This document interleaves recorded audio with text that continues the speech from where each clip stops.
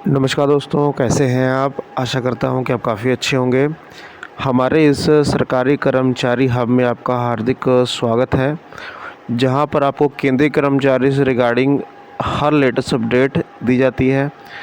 तो सरकार की तरफ से अंतिम फैसला ले लिया गया है और इस अंतिम फैसले को देखते हुए ये नहीं लग रहा है कि सरकार यूनियन की बात मानने वाली है।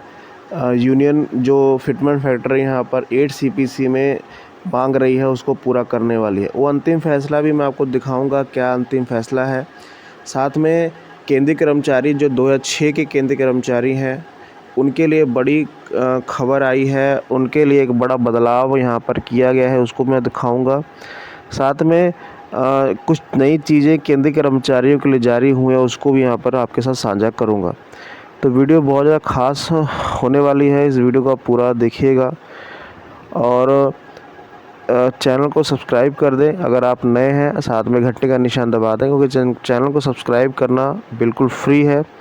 और कोशिश करेंगे हम लेटर की हर कॉपी आपको डिस्क्रिप्शन बॉक्स में प्रोवाइड करवा दें, वहाँ से आप उसे डाउनलोड कर सकते हैं और पूरा उसे पढ़ सकते हैं। तो चलिए एक एक करके न्यूज़ को हम देखते हैं। लास्ट वाली न्यूज़ ज़रूर देखिएगा जो काफ़ी अहम फैसला, एक अंतिम फैसला, इसके बाद कोई फैसला नहीं आने वाला है जो सरकार ने लिया है और इसका इम्पैक्ट आपके 8 सीपीसी पे बड़ा पड़ने वाला है। ठीक है, चलिए तो पहली न्यूज़ की तरफ बढ़ते हैं। पहली न्यूज़ अपनी स्क्रीन पे आप देख पा रहे होंगे। ऑफिस मेमोरेंडम 13 तारीख का 2 दिन पहले आया था। Ministry of housing and urban affair की तरफ से सरकार की तरफ गवर्नमेंट ऑफ इंडिया ने जारी किया है।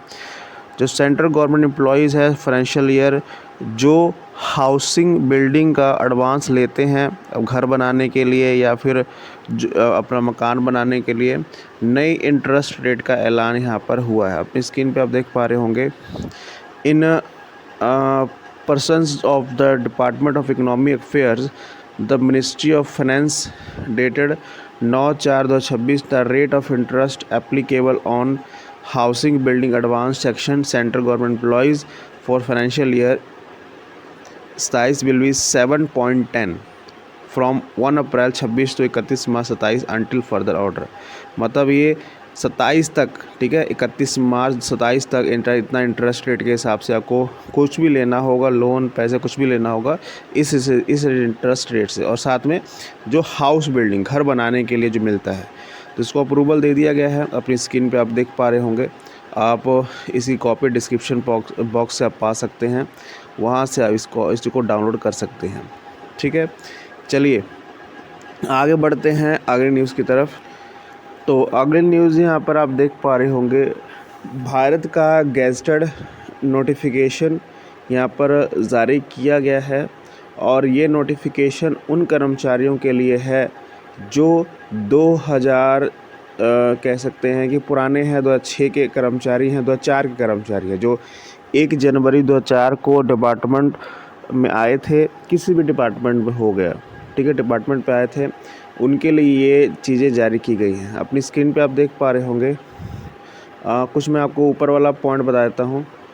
ठीक है, केंद्र सरकार अखिल भारतीय सेवा अधिनियम की धारा 3 की उपधारा 1 द्वारा प्रदत्त शक्तियों का प्रयोग करते हुए संबंधित राज्य सरकारों के साथ परामर्श करने के पश्चात एत द्वारा राष्ट्रीय पेंशन प्रणाली के कार्यकाल की पदोन्नति के विनियमन करने की निम्नलिखित नियम बनाती है। मतलब सरकार ने जो राज्य सरकारें हैं उनके साथ मीटिंगें की हैं, उसके बाद यह रिज़ल्ट पहुंचे हैं कि क्या कुछ चेंज करना चाहिए। अब जो ये चेंज है ये आपकी जो एक द्वारा राष्ट्रीय नेशनल प्रणाली है, मतलब NPSA है, जो NPS है उसमें कुछ बदलाव किए गए हैं। किन कर्मचारियों को क्या क्या फ़ायदा देना है, कौन कौन से रूल यहाँ पर आपके लिए होंगे, यहाँ पर सब कुछ बताया गया है। एग्ज़ाम्पल के तौर पर मैं आपको दिखा देता हूँ। दूसरा पॉइंट आप पढ़िएगा, प्रयोज्यता। यह नियम 1 जनवरी 2004 को या उसके पश्चात सेवा में नियुक्त अखिल भारतीय सेवा के सदस्यों पर लागू होंगे।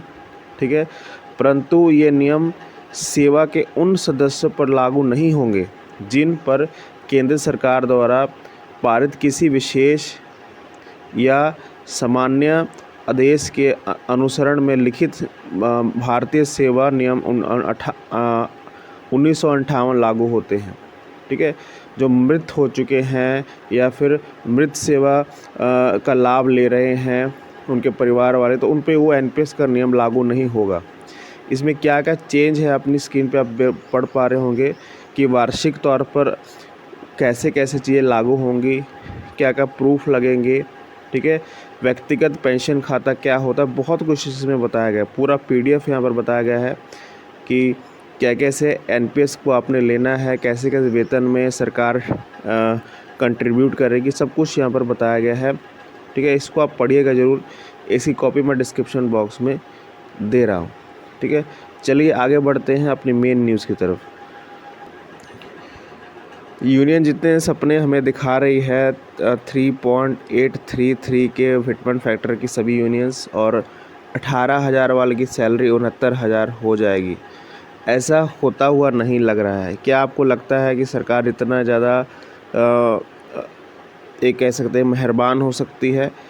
वो इसी फैसले से यहाँ पर जारी हो गया। देखिए अपनी स्क्रीन पर एक आप सरकार का अंतिम फैसला आप देख पा रहे होंगे। यहाँ पर देखिए वित्त मंत्रालय का रुख क्या है, और ये रुख क्या है, क्योंकि हर दिन या न्यूज़पेपर हो या न्यूज़ चैनल हो या यूट्यूब चैनल हो, कोई भी चीज़ हो, हर जगह हमारे पुराने पैसे जो कोरोना के टाइम फंसे थे, जो 18 महीने का डीए एरियर फंसा था, अभी तक फंसा हुआ है, उसके ऊपर वीडियोज़ आती हैं, लेटर निकलते हैं।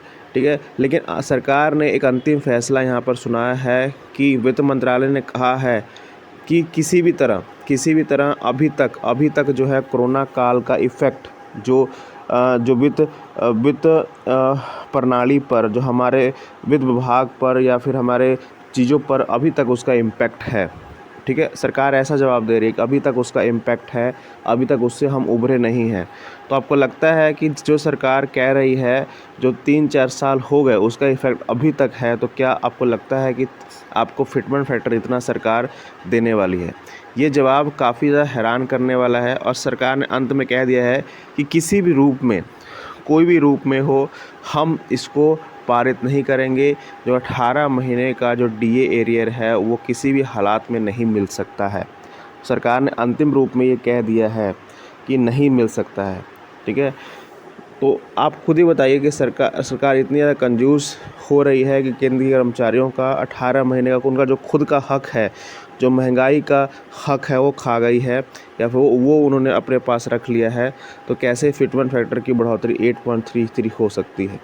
सपने बड़े हैं, सुनने में अच्छे लगते हैं, लेकिन ऐसा कुछ होने वाला नहीं है।